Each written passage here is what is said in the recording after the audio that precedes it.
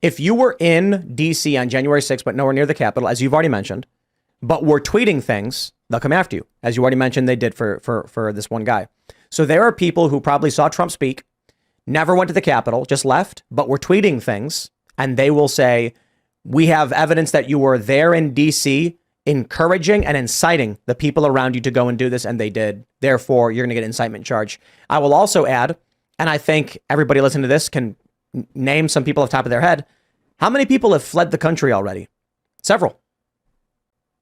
I haven't been keeping tabs. Is it who? Or is it worth talking about? I am not going to name people who have already fled the country, but I think people who are listening already know there are several people who were there or who are in D.C. and they've fled the United States. Yeah, and the feds are probably going to say that they were accessories to the crime.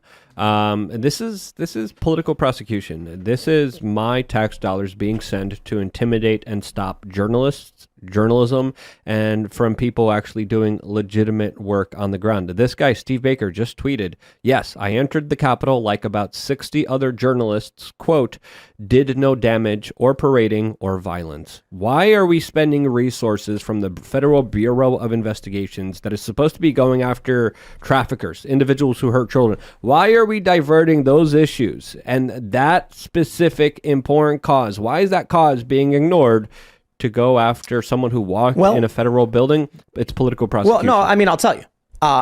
Let's say you fry up some bacon and burgers and other really great food, and you're having dinner with your friends, and then once you finish, you don't rinse your dish right away. You just eat and hang out. But after you're done, you're like, I got all this gunk stuck to the pan. What do? Soak it. Soak it 2 overnight. hours, yeah. Why? Because then scrubbing it becomes easier. Now let's talk about what they're doing. Why go after journalists and, bumbling dotards? Because then the purge in 2024 or 5 will be easier. This is the soak. This is where they are putting journalists in jail. They're trying to put the president in jail, the former president.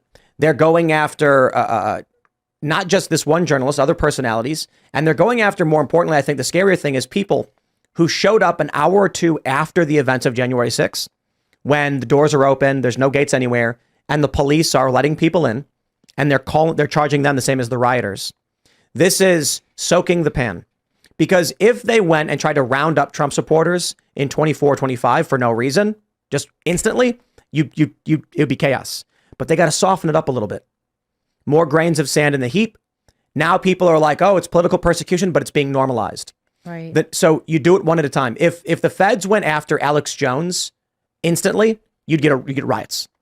I think they're going to go after Alex Jones. I believe that Alex Jones will likely be charged over January 6th. I think that, what protected him was him on his megaphone telling everybody to go home. Go home, go home. I guess that like you said, this maybe stuff, I don't know. I'm not aware of what he said prior to January 6th.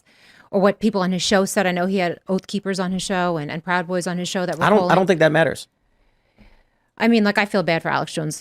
I do. He's one of the most politically persecuted. I actually founded an organization called Citizens Against Political Persecution. And this was 3 years ago. Never in my life did I think 3 years after the fact of January 6th would this still be going on. We're going on 3 years now of January 6th. People are getting arrested every day. There's still people in solitary confinement right now as we speak, sitting there pre-trial. And they plan on, I'm sure, using 2024 to continue to shock and awe and arrest more Trump supporters, because I don't know what's going to happen on the election in 2024, but if anyone protests and if anyone dare says it was an illegitimate election, then now they know that they, have 4 years of judicial precedent to look back on and say, we could just throw these people in jail, throw the key away, and nobody's going to say anything about it because nobody has. Yeah. It's almost as if they're trying to provoke a reaction. It's almost as if they're trying to piss as many people off as they can, because this is egregious. This is not the behavior of a real justice department. This is not the behavior of federal agents that are supposed to be going after crime. There was essentially, with this journalist, what crime was committed? Why are we doing this?